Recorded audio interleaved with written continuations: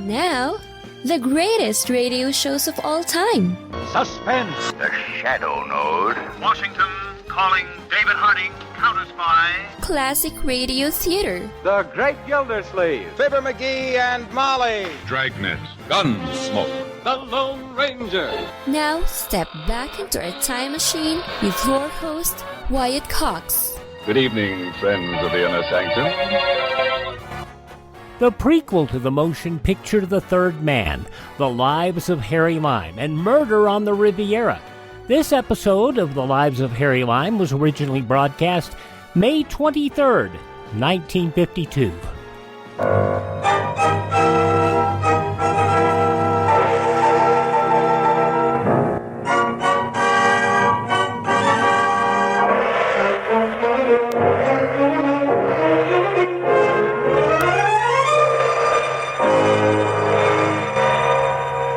Presenting Orson Welles as The Third Man.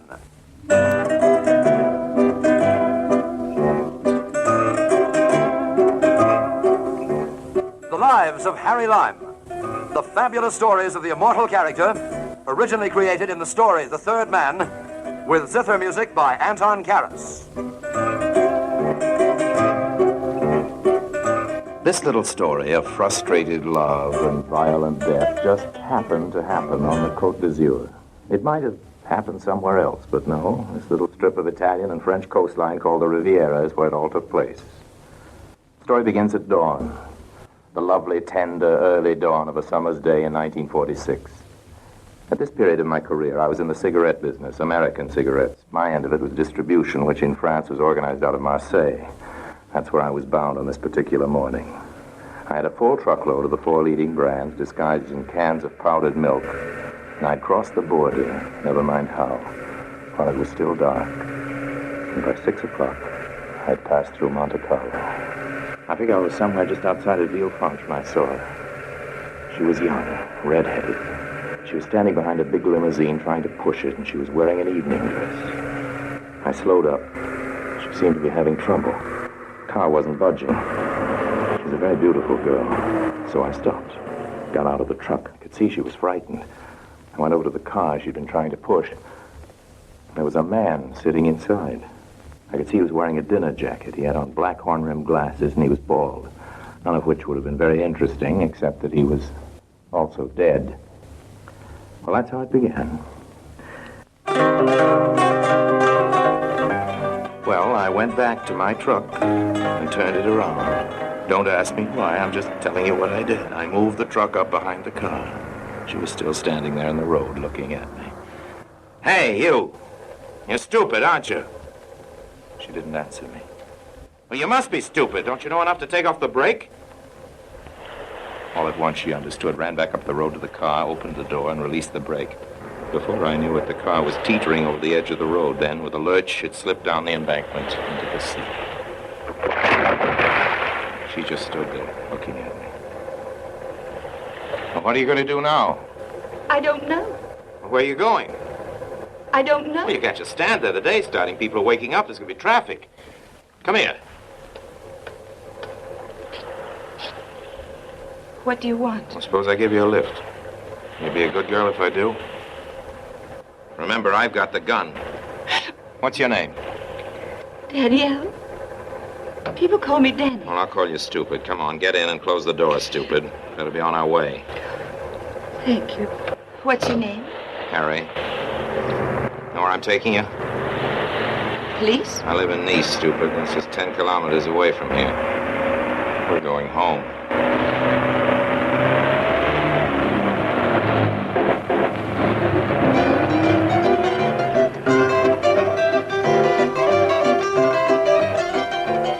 I had a room in Nice over a cafe, nothing very grand, but convenient. I guess it was that evening dress that did it, but I found myself apologizing as I opened the door. This isn't your style, my lady, I'm sure, but you have to put up with it for a while. You know, bachelor's quarters. Hey. Hello, Harry. Now, look here. What's all this? Well, I didn't know you'd be back so soon. Oh, you didn't? Perhaps you'd better introduce us, Harry. Oh, this is Lily, Danny. Danny, this is Lily. I'm sorry, Harry. Don't look so upset. I know how you feel. How I feel? You see, I thought you'd be up in Genoa for another couple of days, and by then I'd found some place to stay. The old woman downstairs let me in.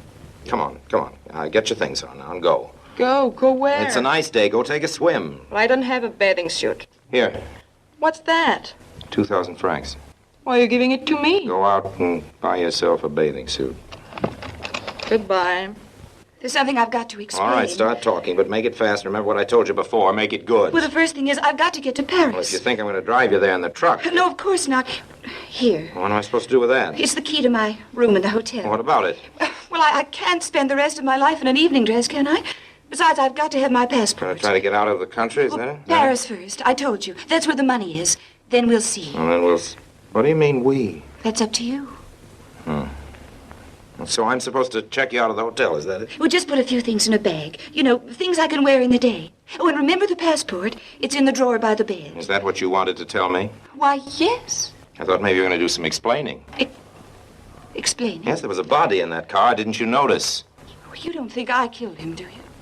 Well, I don't think he shot himself. Why not? Why shouldn't he? You know what I ought to do with you? I ought to turn you in right now. We've been gambling all night. He'd lost heavily. He was desperate. Stop pawing me. You know what probation is. Probation? It's what you're on, stupid. You needed help. The idea was I'd give you a chance to explain things to me first instead of the cops. Well, you've had your chance. Give me a cigarette. Here, take these. I'll get some more. Harry, when you leave the hotel, you better go by the service entrance. And remember the plane tickets. Yeah, the what? The plane tickets? For Paris. You'll have to buy them. Well, let's get back to cases now. Who was he? Who? The stiff. Who do you think? I mean, the dead body. I don't know. Well, how did you happen to be in his car? Oh, he offered to take me. It was late, remember? It was dawn. We've been gambling in the casino all night. And you didn't know it? Well, I was just sitting next to him at the table. He staked me for a while, but he started losing himself, and he wouldn't let me go. He said something about changing his luck. Well, how did he get you in his car? Oh, it was only a lift home. Oh. We were both going the same way. Well, we aren't. We're going separate ways. But first, I'll get your bag and passport. Goodbye, stupid. My truck, packed full of smuggled cigarettes, was waiting in the street below. I couldn't leave it there in full daylight. I should have taken it on to Marseille, but I couldn't do that and still go back to Monte Carlo to Danny's hotel. I went to the airport first, but this being the holiday time in France, there wasn't any space, so then I drove over to the railway station and booked a seat on the blue train for Paris that night. And when I came out of the station, I found Lily waiting in the truck. Hello, Harry. Oh, I wish you'd take my suggestion, Lily, and go swimming. I've got enough troubles. Are you leaving for good, Right Harry? now, I'm going to Monte Carlo. Where are you going? To Monte Carlo. I'm a liar. Why is that, Harry? I told somebody this morning I liked girls. Well, you do. You like them too much.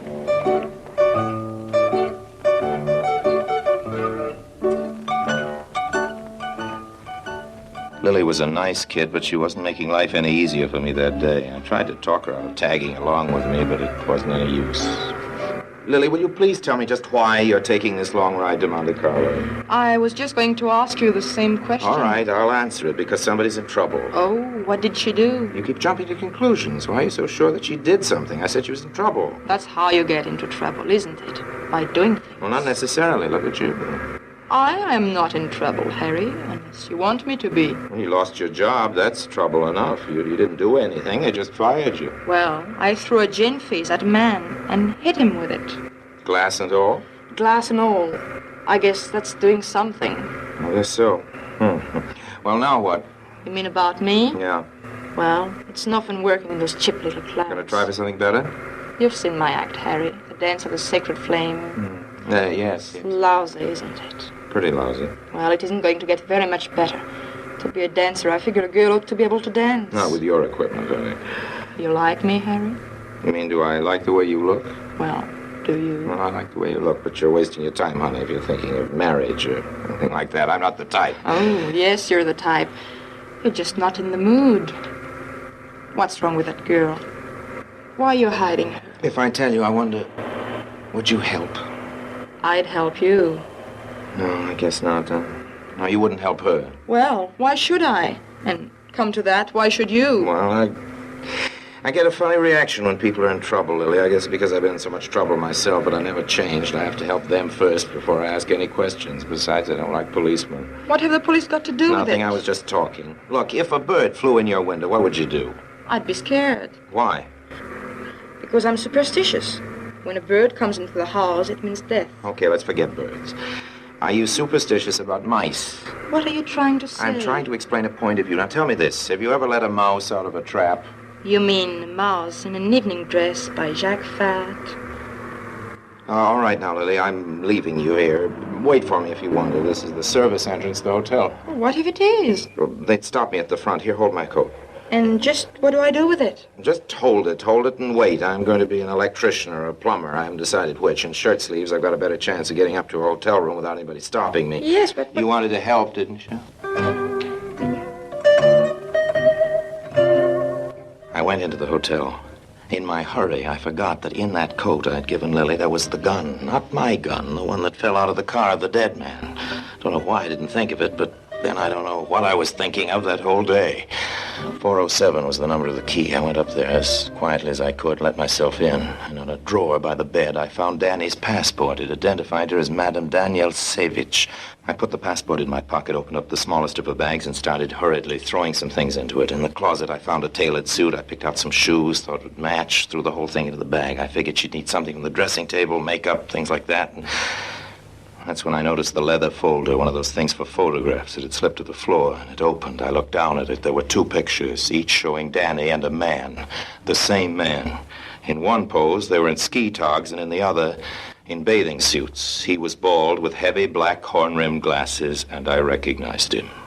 He was the dead man from the car. At this moment, there was the sound of a key turning the lock of the door. I jumped to my feet, dropping the toilet articles, reached the door in a single leap, and turned the bolt. All right, open up in there. I didn't answer that. There didn't seem to be much point in getting into conversation. I looked wildly around for some means of hiding or escape. Open up! You'll only make it harder for yourself if you don't. This is the police.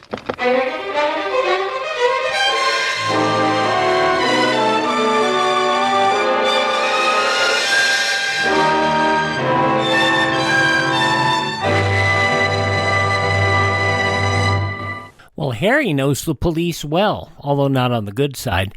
May 23rd, 1952, The Lives of Harry Lime on Classic Radio Theater with Wyatt Cox on your favorite radio station. Classic Radio Theater on your favorite station. The Lives of Harry Lime was independently syndicated and produced in London by Harry Allen Towers.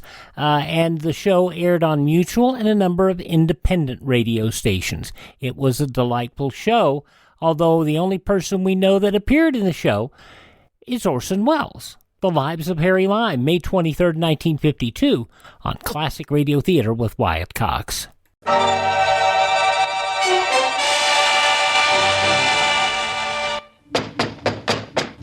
Open up in there. This is the police. I rushed to the window. It was locked.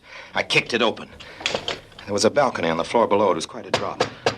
But in another minute, I knew they'd succeed in battering down the door, so I risked it and managed to drop safely enough on the narrow terrace. That jump had only been a matter of some 12 or 15 feet, but it was 4 stories between the balcony and the street. My idea was to try climbing into one of the other rooms and getting out that way. I pushed my hand in and turned the catch inside, but this, a very fierce-looking old dowager in corsets appeared and scared me away, and I ran to the next window, and that was open. I jumped into the room where a very pretty girl without very much on, and whom I'm sorry to say I never saw again in my life, was giving herself a pedicure. She looked startled, but I didn't pause for explanations. I rushed to the door of her room and bolted out into the hall. Then she started to scream. Help! Murder! Police! Police! I started toward the stairway, but I could see some police and an assorted gaggle of bellhops and porters converging on my floor from above and below, so I turned on my heels and raced down the hall, trying the doors of the various rooms. Finally, I found one that wasn't locked and let myself in, slamming the door and bolting it behind me. I picked up the phone. Hello, Mayor Bessie's? Does Patrice happen to be there? Well, put him on the phone. I figured the best thing to do was to get my friend, who happened to be a croupier in the casino, and who used to hang out at this restaurant that I'd called, to bring me a change of clothes over to the hotel room. If I could look enough like a tourist going down to the beach, maybe I could get out past the cops.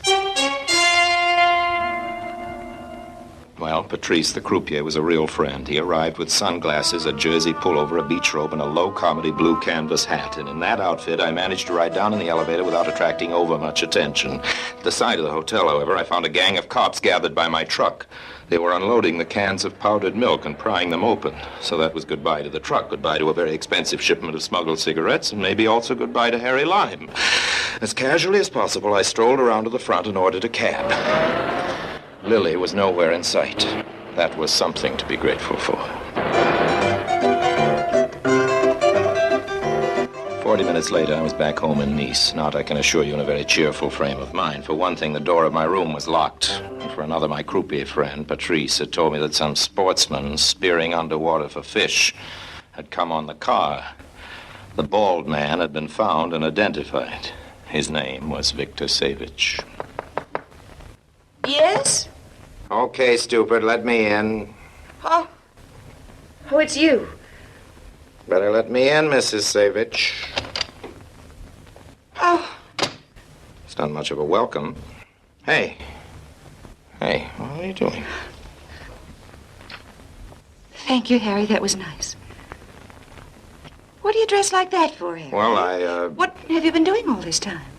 What have I been doing? Well, nothing much. Much. Where's my bag? Oh, I forgot it. You what? Well, you might say I was occupied. It sort of slipped my mind. But all I've got is that evening dress. I can't stay here forever. Honey, you're not going to. But, Harry. Yes? Don't you realize I'm a fugitive from justice? That makes two of us, stupid. The only difference is if they catch me, I'll have to serve some time. What for? Breaking and entering for one thing, aiding and abetting a murderess, burglary, and impersonating a tourist. Oh, you're joking. Besides, why will it be you that's in jail and not me? This is France. You're a good-looking dame, and that's useful anywhere. What are you talking about? Just this, stupid. If you can make that shooting of yours look just a little bit like a crime of passion, you've maybe got a chance. But you better start telling the truth just to get into the habit. I just thought of something. Congratulations. When you were knocking on the door... Yes? What was it you called me? Well, what do you think I called you? Well, I don't know. I guess I was dreaming. I called you by your married name, Mrs. Savage. Well, that means you found my passport. Yes. Some people went swimming today and found your husband, too. What? Yes, Victor Savage, Esquire. He was wearing a black tie and very little hair, and he was sitting in a 1939 Humber Snipe, black with blue trimmings, about 30 feet underwater. And I warn you, Mrs. Savage, that anything you say will be used against you. I don't like your jokes. I don't like them much either. Want to make up some of your own? Oh, Did you forget something else besides my bag? I don't have any cigarettes. Wait a minute. I know something else you forgot. You had it in the pocket of your coat. The gun. Yes. Pretty little thing, too. Still, by now, I should think you'd be tired of playing with it. My fingerprints. Listen, stupid. Savage's body is identified. You're Mrs. Savage, and half the casino must have seen you two driving off together. Forget about the fingerprints and get to work dreaming up that other woman. What other woman? The one he was cheating you with. When you found out about it, everything went red, remember? And before you knew it, you'd pulled the trigger. But that isn't what happened at all. Okay. Tell it your own way. Well, you see... Don't try it on me, stupid. Wait till they catch you. I've had all I can take. Hey. Yes? Nothing, I guess, but... What are you doing? I'm changing my clothes, stupid. There's a tuxedo I borrowed from downstairs. But why? Why get dressed up for the evening? I don't know what's worse, your questions or your answers. Listen, stupid, have you forgotten that all you've got to travel in is an evening dress? I've got to get you from here to the station. This is summer. It'll still be light. But with me in the tuxedo, you stand a better chance of not being noticed. Maybe they'll think we're going to a ball. And what happens when I get to Paris in the morning? Well, you've got money in Paris, remember? Harry. What is it now? I don't really have any money there, Harry. I just said that. Well, I'm in it this far. Okay, how much can you get by with? How much? Now, I know you're stupid. Money, of course. How much money? But I've got money. Yeah? Well, certainly. I've got 15 million francs. What? Well, right here in my bag. It's what he won. Your husband? My ex-husband. You didn't mention a divorce. You didn't ask. Then what were the two of you doing in Monte Carlo together? We just happened to meet at the casino, and then he started to win. Go on. He wouldn't let me go because he was afraid it might change his luck. You know how gamblers So are. then you changed his luck for him. Well, no, I didn't play at all. Harry. Okay, stupid. Okay, keep your distance. I don't think I like you. We'll go into that later. When did your husband start to lose? Well, he didn't. He just went on winning. He didn't lose at all. I just said Now, that. why, for goodness sake, did you lie about that? Because of the money. The 15 million francs. Your tie's crooked. I told you to keep your distance. And I told you I didn't like you. But I just said that. Tell me more about the money. Oh, don't be so mercenary. I want you to kiss me. I'd rather talk about the money, the 15 million francs, remember? That's quite a lot, isn't it? I guess it was enough. Well, you see, now that Victor and I were getting divorced, I thought they might decide it wasn't mine. Well, you know, when they found him. Listen, you sexy little monster. It's just 15 minutes to train time. You're not going to get far, you know. The only reason I'm doing this is because I'm just a little bit cracked. You're not anything of the sort. I'm the kind of fellow who refuses jury duty in a murder trial and lets mice out of traps. You're going to get it, stupid. They'll catch you. It just isn't going to be me that turns you in. By the way, where's the gun? Lily has it. Lily? You met her this morning. I better get it back or she'll hawk it. She got fired out of her job. She's broke. Oh, she's pretty. She'll get by. What do you want with the gun? I thought I'd throw it in the Mediterranean, stupid. Guns can be traced, you know. Oh, it wasn't my gun, Harry. It was his. He kept it in the glove compartment. So you took it out of the glove compartment and shot him dead with it, just like that, hmm? No, Harry, not just like that. Not like that at all. Do you honestly think it happened that way? Well, from May 23rd, 1952, Orson Welles, The Lives of Harry Lime, here on Classic Radio Theater with Wyatt Cox. And we'll hear the conclusion following these messages from your favorite radio station.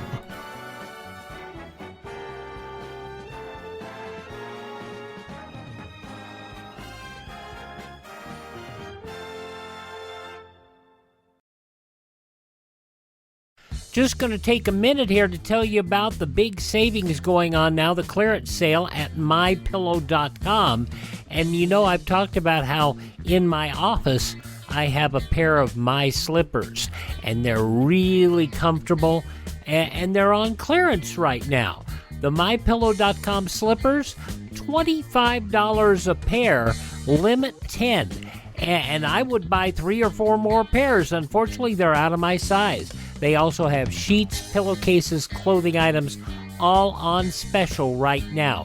Go to mypillow.com, click on the clearance tab at the top of the page, use my promo code Wyatt, or call 1-800-928-4715. Limited sizes remaining in the MyPillow slippers, limited colors on other items. mypillow.com, clearance tab, promo code Wyatt, 1-800-928-4715.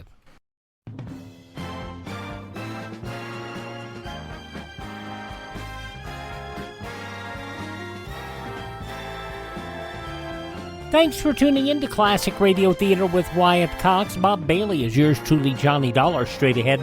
But first, the conclusion of The Lives of Harry Lime, the Third Man prequel, May 23rd, 1952, Murder on the Riviera. Why, Harry, what reason would I have? 15 million francs is a pretty good reason, honey. He didn't feel like giving it to you, is that it? So you settled the argument with a couple of bullets. Harry! Well?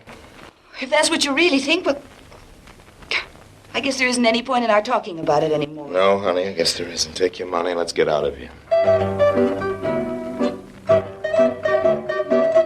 I got her to the station, okay, and into a compartment. She told me she was hungry. There were a couple of minutes to spare, so I went across the way to get her something to eat. On the way back, I found Lily waiting on the platform. What are you doing here? Seeing you off. I'm not going anywhere. Hey, I just thought, give me back that gun, Lily. You don't need it.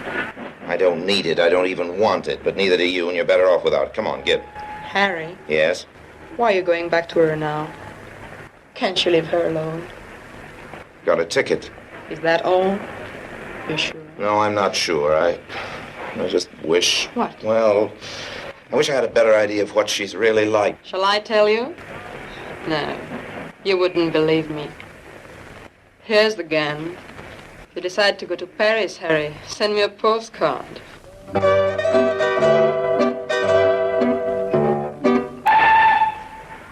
Why, Harry! Hello? I thought I'd seen the last of you. You're going to, honey, in another 20 seconds. Here's a little beef stew from the restaurant across the way. Here's some wine. Oh, you're Goodbye. an angel. Oh, stop it. Stop what? Makey with the big blue eyes. Tell me what happened in that car. Or don't. That's up to you, but quit the kidding. What's the use? You won't believe me. Nobody seems to think I'll believe them. Why don't you try? Well, what really happened is this. He owed me the money, and I tried to get it away from him. It was really mine, you see, mine by rights. Yes? Then we started struggling, and before I knew it, Look! There, out of the window. I turned. On the platform outside, we could see a crowd of police. I recognized some of them. They were the cops who found my truck full of cigarettes. They must have followed. So you did it. After all, you told the police. No, Danny, I didn't. I didn't tell anybody. I swear I didn't. Hey, what are you doing? I thought I felt a gun in your pocket. Give it back to me. Don't be a fool. Give me that gun. They're not coming after you. Yes, they are. You told them. You trapped me. Danny! The next minute, the compartment was swarming with cops. They grabbed her and got the gun away from her. But that didn't do me much good. I had a nasty wound in the shoulder. Take the woman away. Lime, you are under arrest. But first, we'll get you a doctor. Well, Danny, at least I know now that your last story was the truth. What story? What did she tell you? She tried to hold up Savage with a gun. When he grabbed for it, she pulled the trigger. Reflex action problem. Reflex? I couldn't help it, Harry. I just couldn't. I saw the gun sticking out of your pocket. Come on, take her out and give this man air. He's wounded. Goodbye, Harry. Goodbye, stupid. No, let me through. Yeah, what's this? There's another girl. What's she doing here? Harry! It was Lily down on the platform waving to me through the glass. Send that girl away. No use, officer. I've tried, but I guess I'm stuck with her. Harry, speak to me, Harry. I won't be using my room for a while. They'll be taking me to a hospital, and after that to jail. You can move in, Lily, if you want to. Lily? Lily who? Oh, just Lily. She's a nice girl, officer. But she's stupid, too.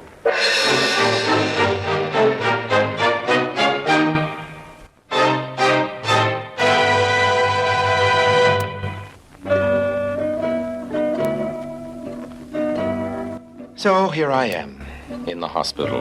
But the doctor says I'll soon be up and around. Maybe around is the wrong word. The up part of it is more accurate. Up on a charge of cigarette smuggling. Well, I guess that's all for now. By the way, don't let this sad little tale of frustrated love and violent death keep you from taking a holiday on the Riviera. Murders don't happen here any more often than anywhere else. And generally speaking, in this part of the world, love doesn't get frustrated. Just keep your powder dry and look out for that moon. It's loaded. So long now. May 23rd, 1952, The Lives of Harry Lime on Classic Radio Theater with Wyatt Cox.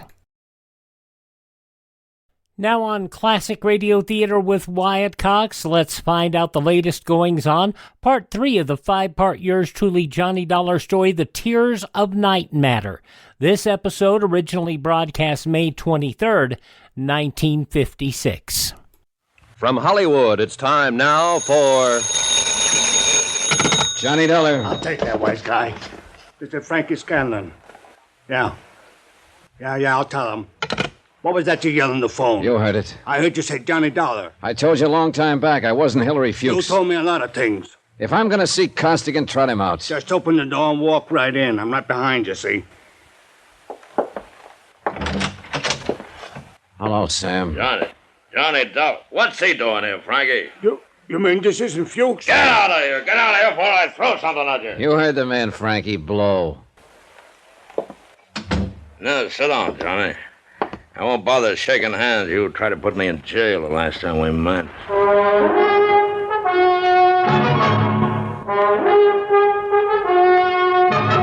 Tonight, and every weekday night, Bob Bailey in the transcribed adventures of the man with the action-packed expense account, America's fabulous freelance insurance investigator. Yours truly, Johnny Dollar.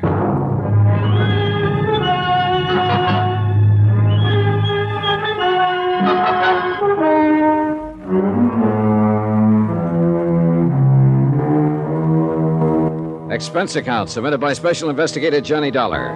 Location, Miami Beach. 2, the Universal Adjustment Bureau, 518 Spear Boulevard, Hartford, Connecticut. The following is an accounting of expenditures during my investigation of the Tears of Night matter. I'm going to sit down here behind my desk and have a drink, Johnny. And while I'm having it, I'm going to ask you a question. Save your breath. I'll answer it anyhow, Sam. Sam Costigan sat hunched behind the big mahogany desk, glaring at me with a pair of small pig eyes half hidden in a beefy red face. Both hands rested out in front of him, flat. I told him how I'd come to Miami Beach to look into an insurance claim made by Elise Wendover, how I'd been in the office of Hillary Fuchs, her business manager, when Frank Scanlon had walked in, mistaken me for Fuchs, waved a gun under my nose, and insisted I come with him to see Costigan. So here I was, and so what about it? Help yourself, Johnny. Well, this is a pretty nice joint, Sam. How long have you been in business in Florida? Oh, about 2 years. How's the gross? Isn't as good as running beer in Chicago, but them days are gone forever. I make out all right. 2 crap tables, 2 roulette tables, a couple of games. A bar and restaurant break it up even. Man, I gotta be careful. Yeah. Cheers. Yeah, cheers. Well, you seem to have enough muscle outside and around to keep you comfy and cozy. Yeah, punks, all of them. Look at that Frankie Scanlon that dragged you over here. Crazy, that one. But he's the best of the lot, the best I can get nowadays. Not a good muscle left in the business. You could retire. Yeah, I might do that one of these days. No. Tell me about your hookup with this Wendover dame, huh? No hookup, Sam. She claimed benefits on her husband's life insurance. The claim should have been made 2 years ago. I investigated. It's okay. Meet her? Yeah? Screwball, huh? In some ways. She's all right. Well, maybe it's as good you're here as this Fuchs guy. I wanted him to handle some business of hers, but maybe you can handle it. Yeah. You ever see this before? No. Oh, it's a little bit of necklace called the Tears of Night. It's worth a big hunk of cash. Each 4 diamonds are good stuff. Your friend Miss Wendover left it here a week or so ago when she went for a plunge at the roulette table. Anything to say? It's a very pretty necklace, Sam. Okay. We both know she's screwy, a widow with a lot of dough and a boyfriend named Teddy. Teddy Davis. He paints. Well, she sent me a check for the 5 G's she lost that night, and I wanted Fuchs to take his thing back to her, but now I got you instead. I want you to take it to her, huh? How about it? Is that all? That's all. I got my dough, she gets her Tears of Night back. I couldn't trust any of my punks with it, and I don't like to be seen in public, so you just take it back, huh? It's very simple. Why? Don't ever go on the stage, Sam. Why not? You can act, but you can't lie. You just can't lie at all. And it takes a good liar to be a good actor. Now that you've told me how simple it is, suppose you give me the unexpurgated sequel. All right, so a check bounced. Oh, stop it, Sam. She can't issue a check without a countersignature by Hillary Fuchs. He hasn't issued one check on her account since he took it over 10 days ago.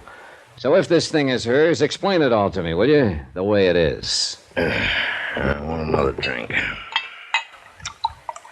Yeah, you're right, Johnny. There wasn't any check. Miss Wendover called me a couple of hours ago and said if I didn't have this thing back to her tonight, she'd call a load of cops and come out and tear this joint apart. She sounded like she'd do it, too. I mean, well, you met her. You can't tell what she'll do. For 1 minute, the neck screwy, you know? Not so screwy if she dropped $5,000 and left that. And now she gets it back for nothing. I just want to get it off my hands. If she came out here with a cop, I'd be closed for the season, and I'm getting old. Hey, you know where she lives? Mm-hmm. I was there earlier tonight. Yeah, take the ice to her, and I'll chalk it up to experience, huh? Then you can grab a cab back and come on back out here, and I'll see that you have a good time on the house. How about it? I'll take it to her, but I won't come back here, Sam. Oh, Scanlon, Feely, them guys, huh? They worry you? You do. What? I don't believe your last story either. The only thing I believe is that this is Mrs. Wendover's necklace. So I'll take it to her. Sam. Yeah? You better get someone beside Feely at that table after this. You're telling me. You're telling me. He was mopping his face when I closed the door and went downstairs. By that time, the customers had started to roll in. Young, fresh-faced men with sallow eyes and quick movements, anxious to step up to the tables and lose money. Women in strapless dresses, anxious to show off their newest suntans and help whatever man they were with lose money. Old men, old women, dressed to the teeth. It was a sick old scene from a sick old play. Expense account item 4, $6. Cab fare from Sam Costigan's gambling club to Elise Wendover's apartment.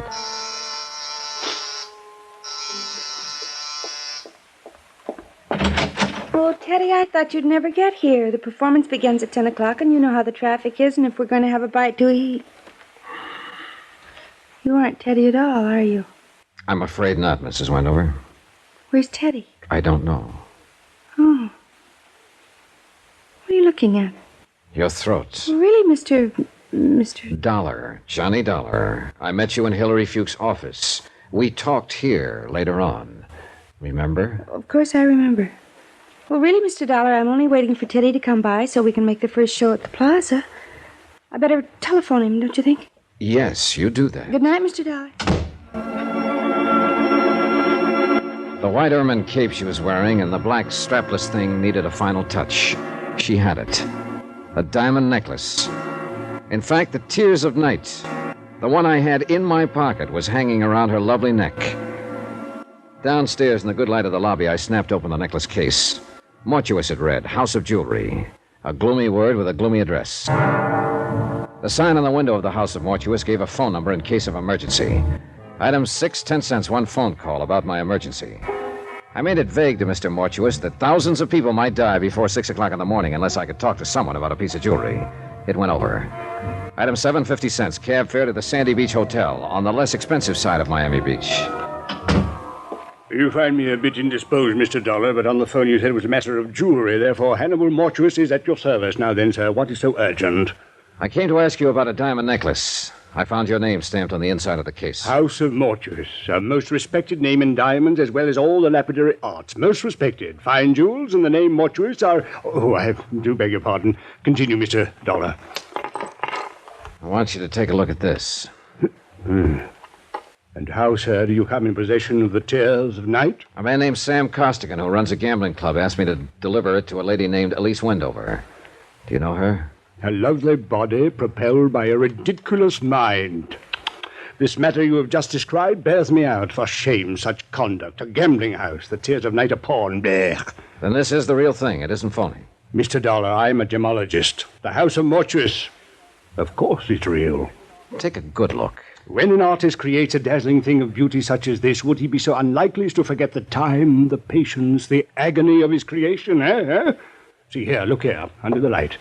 4 weeks, Mr. Dollar, 4 weeks working night and day just to drill that anchor for a simple molding. But see how each stone is carefully mounted to capture every single pinpoint of light. Beautiful, beautiful.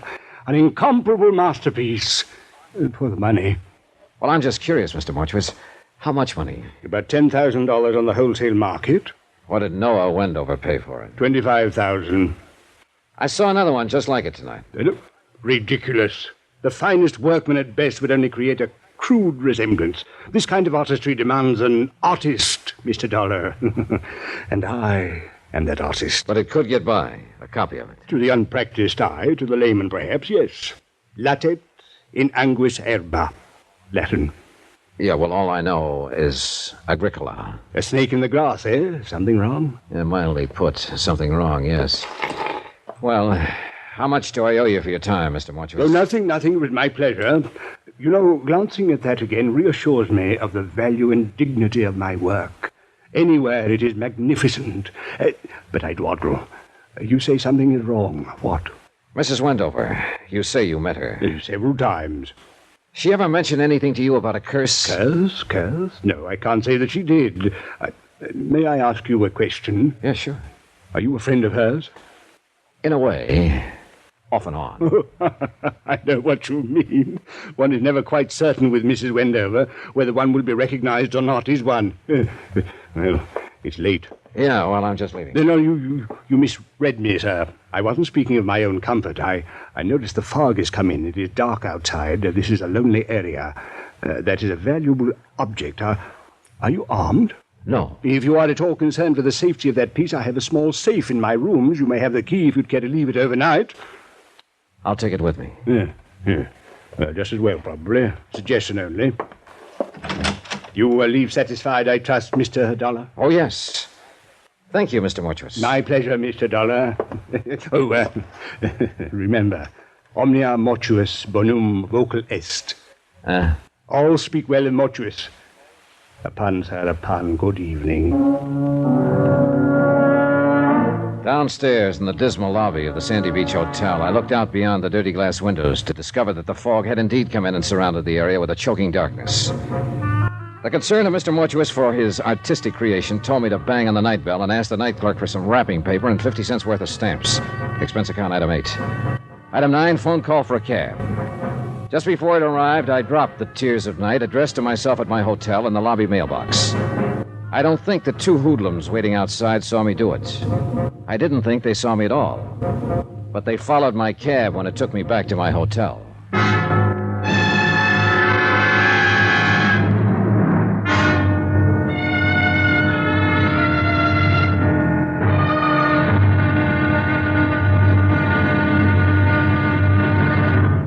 Now, here's our star to tell you about tomorrow's intriguing episode of this week's story. Tomorrow, and the old curse comes up with an old-fashioned flourish. See you then. Yours truly, Johnny Dollar.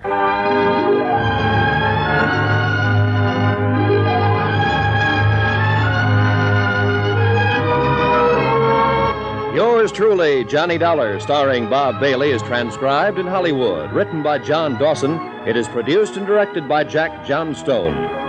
Be sure and join us tomorrow night, same time and station, for the next exciting episode of Yours truly, Johnny Dollar. Roy Rowan speaking.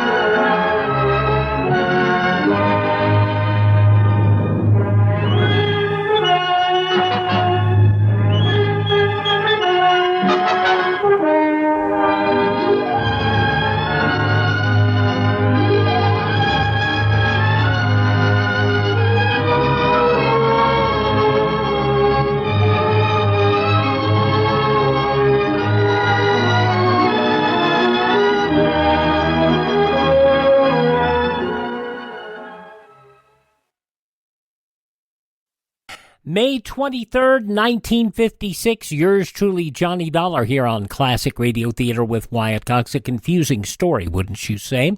What will not confuse you is visiting my friend Ted at RadioMemories.com. He has a number of shows available for you on cassette, CD, or flash drive for your computer.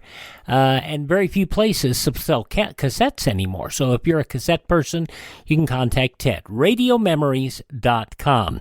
My webpage, classicradio.stream. You can stream our shows on demand. We have lists of places that podcast our shows, supply our shows via podcast. You can find our social media links. You can learn about building a classic radio collection of your own. And you can also buy me a copy. The Buy Me a Copy money helps us acquire additional classic radio collections and also helps us maintain our distribution channels. That's all at classicradio.stream. Classicradio.stream. Thanks for tuning in. Thank this station. Support their advertisers. Tell your friends the greatest radio shows of all time are right here at this spot on the dial. Classic Radio Theater with Wyatt Cox on your favorite radio station.